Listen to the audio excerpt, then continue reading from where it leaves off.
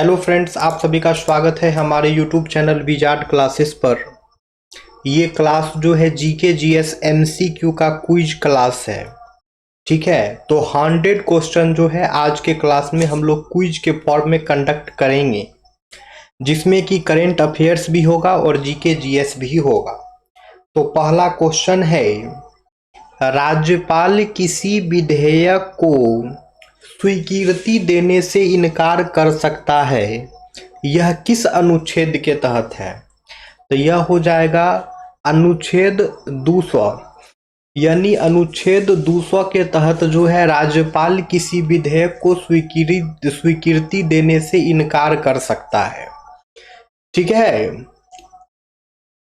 राज्यपाल को मंत्रिपरिषद की सलाह के अनुसार कार्य करना किस अनुच्छेद के तहत आवश्यक है?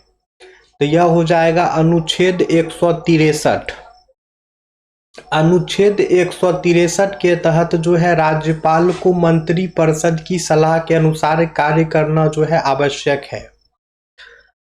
भारतीय वायुसेना के नए वायु अधिकारी के रूप में किसे नियुक्त किया गया है? तो यह हो जाएंगे Air Marshal Sanjeev Ghuratia. Air Marshal Sanjeev Ghuratia को आईएएफ में किस प्रमुख पद पर नियुक्त किया गया है? तो यह हो जाएगा air officer incharge maintenance. Air Marshal Sanjeev Ghuratia किस प्रतिष्ठित संस्थान के पूर्व छात्र हैं? तो वायुसेना तकनीकी महाविद्यालय। वायु अधिकारी रख रखाव किसके लिए जिम्मेदार होता है? तो विमानों के रख रखाव और रसद के लिए, यानी कि maintenance and logistic of aircraft. भारतीय वायुसेना का मुख्यालय कहाँ स्थित है? तो यह हो जाएगा नई दिल्ली। 2025 यानी कि वर्तमान वायुसेना प्रमुख कौन है? तो यह हो जाएगा air chief marshal VR Chaudhary. भारतीय वायुसेना की स्थापना कब की गई थी? तो 8 अक्टूबर 1932 को। 8 अक्टूबर 1932 को जो है भारतीय वायुसेना की स्थापना की गई थी। भारतीय वायुसेना किस मंत्रालय के अंतर्गत कार्य करती है? तो रक्षा मंत्रालय के अंतर्गत।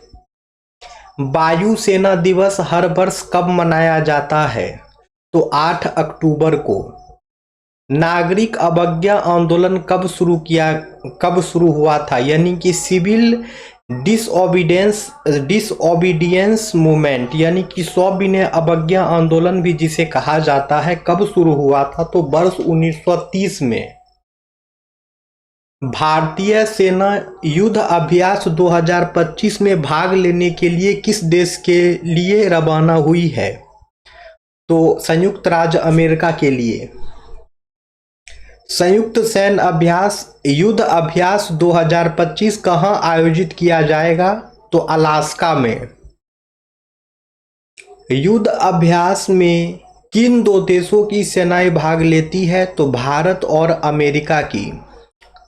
2025 में आयोजित युद्ध अभ्यास का कौन सा संस्करण है? तो 20वां संस्करण है। युद्ध अभ्यास किस प्रकार के सैन्य अभ्यास का उदाहरण है? तो द्विपक्षीय अभ्यास। युद्ध अभ्यास 2025 का उद्देश्य किसे सुदृढ़ करना है?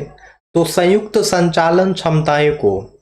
युद्ध अभ्यास के पिछले संस्करण 2024 का आयोजन भारत के किस राज्य में हुआ था? तो उत्तराखंड में। युद्ध अभ्यास प्रति वर्ष किनके बीच आयोजित किया जाता है? तो भारतीय सेना और अमेरिकी सेना के बीच।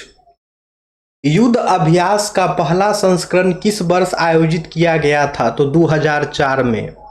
दांडी यात्रा कहां से शुरू हुई थी? तो साबरमती आश्रम से।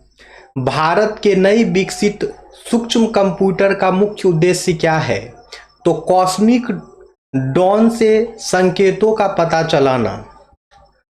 कॉस्मिक संकेतों के अध्ययन के लिए सूक्ष्म कंप्यूटर किस भारतीय संस्थान ने विकसित किया है? तो रमन अनुसंधान संस्थान बेंगलुरु। 25वीं एससीओ शिखर सम्मेलन के दौरान कौन सा देश अध्यक्षता संभाल रहा था? तो चीन। फॉरवर्ड ब्लॉक की स्थापना किसने की थी? सुभाष चंद्र बोस ने। 2025 का 25वां संघाई सहयोग संगठन एससीओ शिखर सम्मेलन किस शहर में आयोजित हुआ था? तो ताइजीन में, तियानजिन में, ठीक है, तियानजिन में। 2025 के 25वें एससीओ शिखर सम्मेलन में भारत का प्रतिनिधित्व किसने किया? तो नरेंद्र मोदी ने। एससीओ तियानजिन घोषणा 2025 का मुख्य केंद्र बिंदु क्या था? तो आतंकवाद रोधी और क्षेत्रीय शांति। भारत कब संघाई सहयोग संगठन एससीओ का पूर्ण सदस्य बना? तो 2017 में।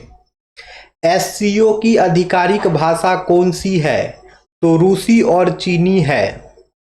भारत छोड़ो आंदोलन कब शुरू किया गया था? तो वर्ष 1942 में। आईसीसी महिला क्रिकेट विश्व कप 2025 के विजेताओं के लिए घोषित पुरस्कार राशि कितनी है? तो 40 करोड़। महिला विश्व कप 2025 के लिए रिकॉर्ड पुरस्कार राशि की घोषणा किस संगठन ने की? तो आईसीसी इंटरनेशनल क्रिकेट काउंसिल ने। आईसीसी महिला विश्व कप 2025 की मेजबानी कौन सा देश करेगा? तो भारत। याद रखना है, आईसीसी महिला विश्व कप 2025 की मेजबानी जो है भारत करेगा। महिला विश्व कप 2025 का फाइनल किस भारतीय शहर में आयोजित होने की संभावना है? तो अहमदाबाद में। 2025 में भारतीय महिला क्रिकेट टीम की कप्तान कौन है? तो हरमनप्रीत कौर। करो या मरो का नारा किस आंदोलन से जुड़ा है? तो भारत छोड़ो आंदोलन से। किस ऑस्ट्रेलियाई क्रिकेटर ने 2025 में टी20 अंतर्राष्ट्रीय क्रिकेट से संन्यास की घोषणा की है? तो मिचेल स्टार्क ने। साइमन कमीशन भारत कब आया था? तो वर्ष 1927 में। बारडोली सत्याग्रह का नेतृत्व किसने किया था? तो सरदार वल्लभ भाई पटेल ने। बारडोली सत्याग्रह का नेतृत्व किसने किया था? तो सरदार वल्लभ भाई पटेल ने। विश्व नारियल दिवस हर साल कब मनाया जाता है? 2 सितंबर को। 2 सितंबर को जो है विश्व नारियल दिवस हर वर्ष मनाया जाता है, याद रखना है। विश्व नारियल दिवस 2025 की थीम क्या है?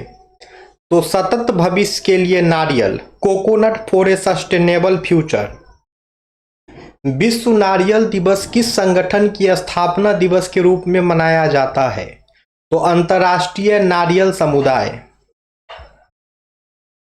अंतर्राष्ट्रीय नारियल समुदाय की स्थापना किस वर्ष हुई थी?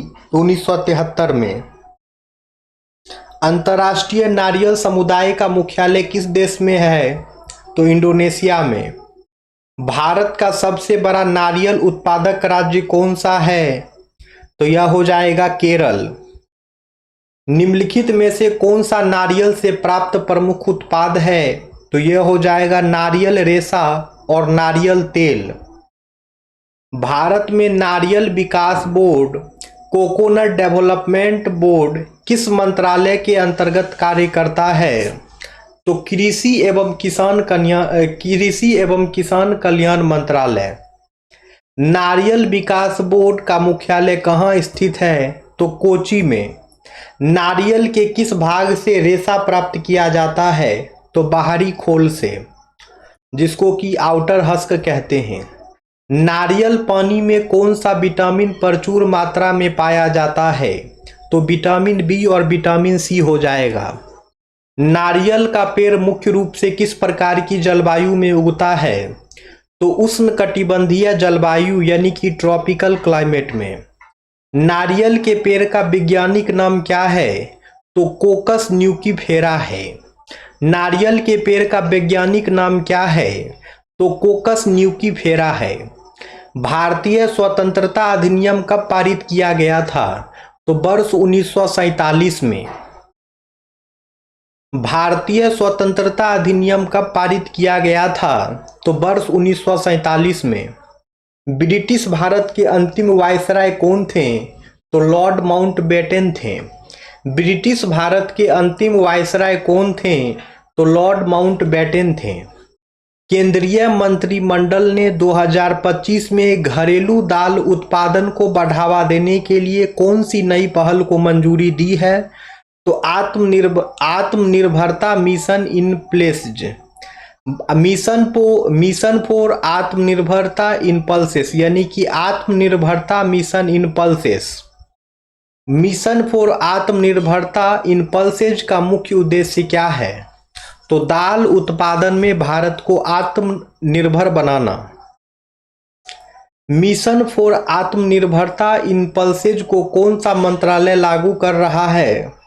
तो कृषि किसान कल्याण मंत्रालय। दालें किस पोषक तत्वों का प्रमुख स्रोत है? तो प्रोटीन का।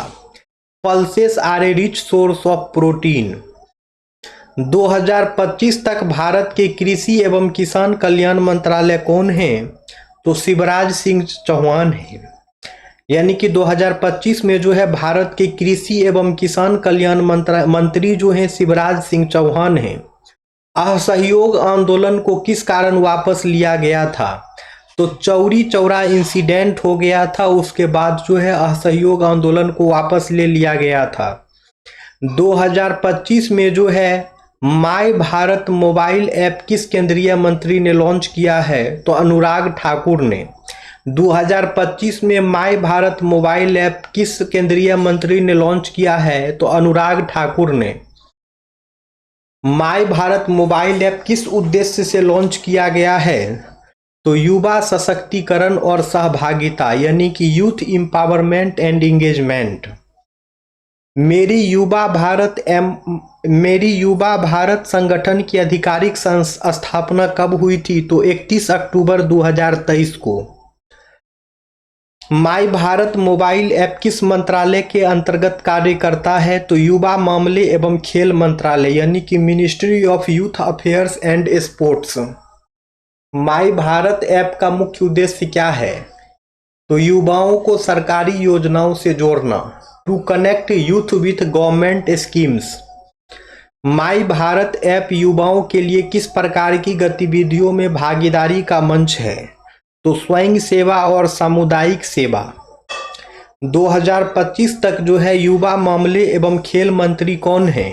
तो अनुराग सिंह ठाकुर हैं।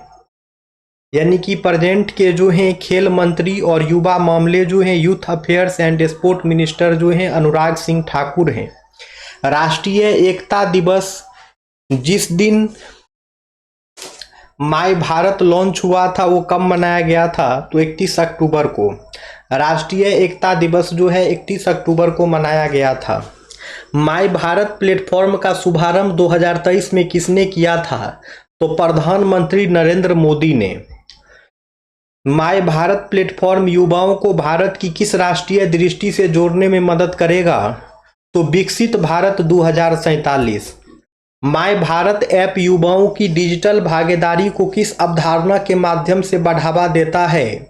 तो युवा से राष्ट्र निर्माता। माय भारत ऐप में उपयोगकर्ताओं के लिए अवसरों को व्यक्तिगत बनाने हेतु कौन सी तकनीक का उपयोग किया गया है? तो artificial intelligence. My Bharat app युवाओं को किस प्रकार के सरकारी अवसरों तक पहुंच प्रदान करता है? तो इंटर्नशिप, स्वयं सेवा और प्रशिक्षण, यानी कि internship, volunteer work and training. Hindustan socialist Republican association HSRA की स्थापना किसने की थी? तो भगत सिंह भी थे, राम प्रसाद बिस्मिल भी थे और चंद्रशेखर आजाद भी थे। भारतीय राष्ट्रीय कांग्रेस नरम और गरम दलों में कब विभाजित हुआ था? तो वर्ष 1907 में। वर्ष 1907 में जो है भारतीय राष्ट्रीय कांग्रेस जो है नरम और गरम दल में विभाजित हो गया था। अब है विश्व नारियल दिवस हर वर्ष कब मनाया जाता है? तो 2 सितंबर को। विश्व नारियल दिवस 2025 की थीम क्या थी? तो सतत भविष्य के लिए नारियल। दुनिया में नारियल का सबसे बड़ा उत्पादक देश कौन सा है? तो इंडोनेशिया है। भारत का सबसे बड़ा नारियल उत्पादक राज्य कौन सा है? तो केरल है। नारियल विकास बोर्ड किस मंत्रालय के अंतर्गत कार्य करता है? तो कृषि एवं किसान कल्याण मंत्रालय यानी कि ministry of agriculture and farmers welfare. नारियल के पेड़ का वैज्ञानिक नाम क्या है? तो कोकस न्यूकीफेरा है। नारियल के किस भाग से रेशा प्राप्त किया जाता है? तो यह हो जाएगा आउटर हस्क यानी कि बाहरी खोल। नारियल पानी में कौन सा विटामिन प्रचुर मात्रा में पाया जाता है? तो विटामिन सी हो जाएगा। नारियल की खेती किस प्रकार की जलवायु में सबसे उपयुक्त होती है? तो उष्णकटिबंधीय जलवायु में यानी कि ट्रॉपिकल क्लाइमेट में। कांग्रेस के किस अधिवेशन में पूर्ण स्वराज का प्रस्ताव पारित हुआ था? तो कांग्रेस के लाहौर अधिवेशन 1929 में।